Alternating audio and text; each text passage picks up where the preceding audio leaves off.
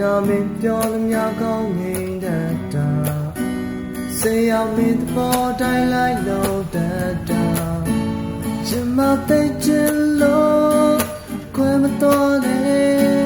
မင်းလေးအကိုရဲ့ဘွားမှာလောလေးချင်ဆုံးရှုံးရင်များနေတာ